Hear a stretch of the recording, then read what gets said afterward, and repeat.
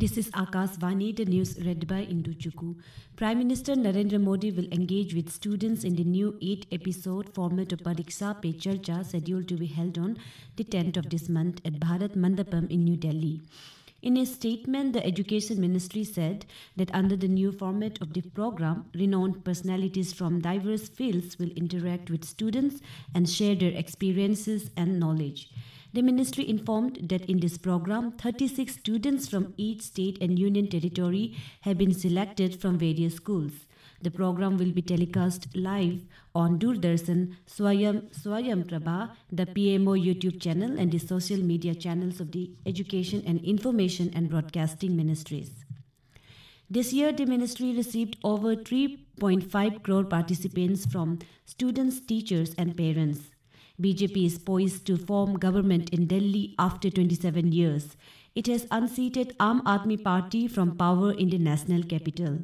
Results have been declared for 16 seats for the 70-member Delhi NCT Assembly election. BJP has won 8 seats and is leading in 40 seats, while Aam Aadmi Party has won 8 seats and is leading on 14 seats. Third contender, Congress, has been wiped out.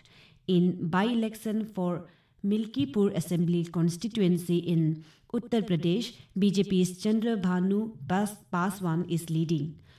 Counting of votes for by-election in Erode East Assembly constituency in Tamil Nadu is in progress. Chandira Kumar VC of Dravida Munnetra Kazhagam is leading in the seat. Senior BJP leader Baijayant Jai Panda has said that the biggest reason for his party's victory is the guarantee of Prime Minister Narendra Modi. He told the media that people believe that the promises made in the BJP manifesto will be fulfilled. He said people wanted change in Delhi for its development. BJP candidate from New Delhi Assembly constituency Parvez Verma said BJP government will bring Prime Minister Narendra Modi's vision to Delhi. Reacting on the trends, Congress senior leader Priyanka Gandhi said people voted for change in Delhi Assembly polls. She said that Congress will introspect about result. Meanwhile, the Aam Aadmi Party candidate from Jangpura constituency, Manish Sisodia, has conceded defeat. He said that the party workers fought well.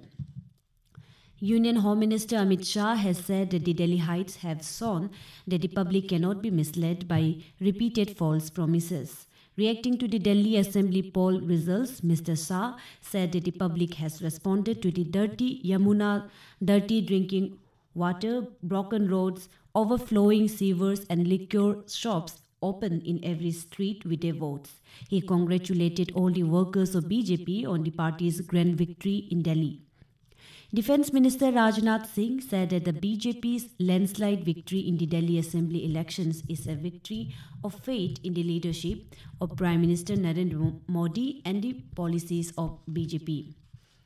The government of Arunachal Pradesh has urged the citizens of the state to give their input for the upcoming state's annual budgets 2025 to 2026. The state budget will be presented in the upcoming assembly session in March next month. In a social media post, Chief Minister Pema Khandu has appealed all the stakeholders to share their innovative ideas to realize the goal of an inclusive, developed Arunachal. He has urged people to submit their inputs at www.arunachalbudget.in as soon as possible. He said these insights and recommendations will help the state government in building a more vibrant, inclusive and resilient state.